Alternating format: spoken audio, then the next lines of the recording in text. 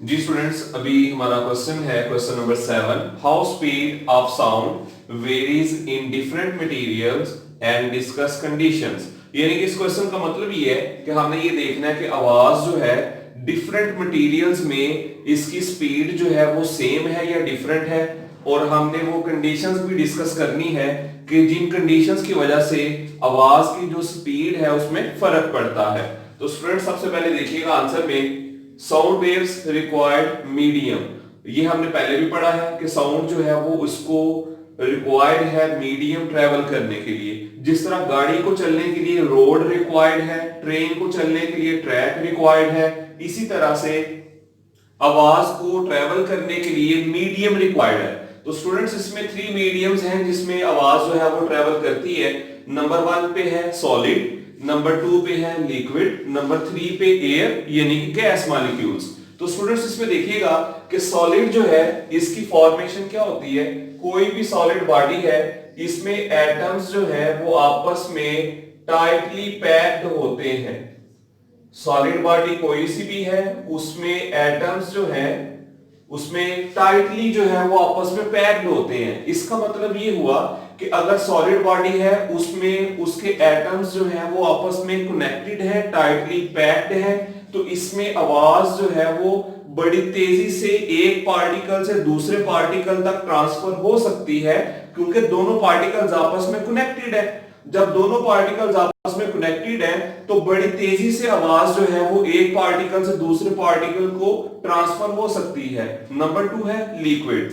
Liquid में जो molecules हैं उनके दरमियान में जो डिस्टेंस है वो थोड़ा सा ज्यादा होता है, जिसकी वजह से आवाज जो है वो एक पार्टिकल से दूसरे पार्टिकल तक जाने में थोड़ा सा टाइम लेती है। इसका मतलब ये हुआ कि सॉलिड में एटम्स आपस में कनेक्टेड है, इसलिए सॉलिड में सबसे तेजी से आवाज ट्रांसफर होती है। लिक्विड में मॉलिक्यूल्स के दरमियान में जो है वो थोड़ा डिस्टेंस होने की वजह से लिक्विड में जो है वो आवाज की स्पीड थोड़ी कम हो जाती है।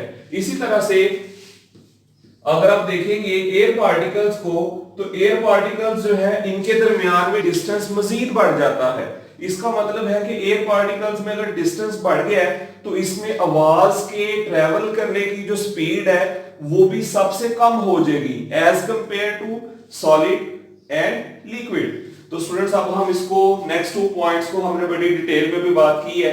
इसको देखिएगा, speed of sound in liquid 5 times faster then in gases. उन्होंने कहा कि अगर हम कंपेयर करें लिक्विड को और गैस को तो इसमें लिक्विड में जो आवाज ट्रेवल करने की स्पीड है वो 5 टाइम्स फास्टर है, ज्यादा है किसकी निस्बत, एयर की निस्बत। अब सॉलिड को कंपेयर करेंगे, speed of sound in solid 15 times. Solid में जो पावर है आवाज के ट्रेवल करने की, स्पीड ऑफ साउंड की, वो 15 टाइम्स ज्यादा है किससे, देन इन गैसेस। तो स्टूडेंट्स अब हम इसमें कंडीशंस को पढ़ते हैं, conditions which affect the speed of sound. इसी तरह से अब हमने ये देखना है कि बहुत सी कंडीशंस हैं जिससे हमारी स्पीड ऑफ साउंड जो है वो क्या होती है, अफेक्ट होती है। जैसे हम चलते हैं, हमारी जो मूवमेंट है इसमें फ्रिक्शन की वजह से हमें ज्यादा एफर्ट यूज करनी पड़ती है। इसी तरह से स्पीड ऑफ साउंड है, अगर आवाज की स्पीड जो है उसको कौन कौन सी कंडीशंस जो है वो फेस करनी पड़ती हैं। तो नंबर 1 है टेम्परेचर। टेम्परेचर के इंक्रीज होने से भी आवाज की स्पीड में फर्क पड़ता है। इसी तरह से एटमॉस्फेरिक प्रेशर अगर कम या ज्यादा होगा उससे भी आवाज की स्पीड को फर्क पड़ेगा। ह्यूमिडिटी, अगर हवा में ज्यादा नमी होगी क्योंकि आवाज ने ट्रेवल करके जाना है थ्रू एयर, तो अगर ह्यूमिडिटी होगी तो उसमें भी आवाज को ट्रेवल करने में जो है वो प्रॉब्लम आएगी। तो स्टूडेंट्स इसमें फिक्स हमने कैलकुलेशन एक फाइंड की हुई है कि speed of sound eight 21 degree Celsius, कि जब टेम्परेचर आप कांस्टेंट कर देते हैं 21 डिग्री सेल्सियस पे, तब जो है वो स्पीड ऑफ साउंड उसकी वैल्यू हम यूज करते हैं 343, और स्पीड जो है उसकी यूनिट हमारे पास क्या होगी, ms-1। तो स्टूडेंट्स अभी हम बड़ा इंपॉर्टेंट फार्मूला देखने लगे हैं। ये इंपॉर्टेंट फार्मूला जो है ये हमारे न्यूमेरिकल्स में भी यूज होगा, जो हम नेक्स्ट लेक्चर में जो है वो न्यूमेरिकल्स को सॉल्व करेंगे। तो फार्मूला देखना है हमने, ये फार्मूला हमने याद रखना है। तीनों न्यूमेरिकल्स में हमारे सेम यही फार्मूला यूज होगा। फार्मूला है हमारे पास v is equal to f, और ये वाला जो सिंबल है इसको हम रीड करते हैं लैम्डा। v जो है ये हमने वेलोसिटी के लिए भी पढ़ा है, v जो है वो किसको डिनोट करेगा यहाँ पे, स्पीड को, और क्योंकि ये स्पीड को डिनोट करता है, स्पीड हो वेलोसिटी हो, उसकी यूनिट जो है वो हमारे पास होती है ms-1।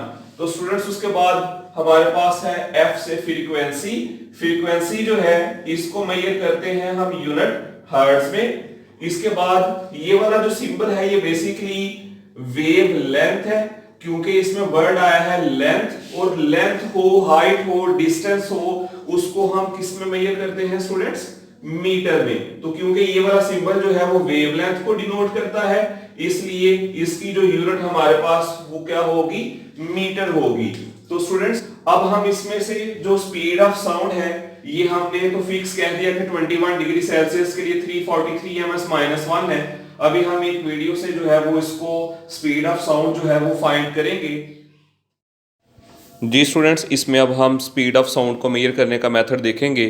फॉर एग्जांपल अगर हम जो है वो एक दीवार के सामने खड़े हैं और हमारा जो डिस्टेंस है दीवार के साथ वो 100 मीटर है, तो ये हमने हाथ में जो है वो ब्रिक्स पकड़ ली।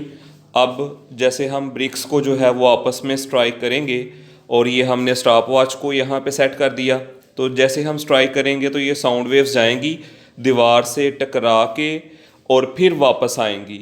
इट मीन्स कि इनका जाने का डिस्टेंस 100 मीटर, वापस आने का डिस्टेंस 100 मीटर। तो स्टूडेंट्स अब हम जो है यहाँ पे जब इनको स्ट्राइक करेंगे और स्टॉप वॉच को फिर ऑन कर देंगे, ये साउंड वेव्स गईं और वापस आईं, तो हमने टाइम नोट किया 0.58 सेकेंड। फार्मूला हमारा speed is equal to distance over time. अब इसमें डिस्टेंस हमारा जो है वो 100 मीटर जाने का, 100 मीटर वापस आने का, तो ये टोटल डिस्टेंस हमारा जो है वो यहाँ से 200 मीटर बन जाएगा। टाइम हमारा 0.58 सेकेंड। अब स्पीड हम फाइंड करेंगे तो हमारा आंसर आ जाएगा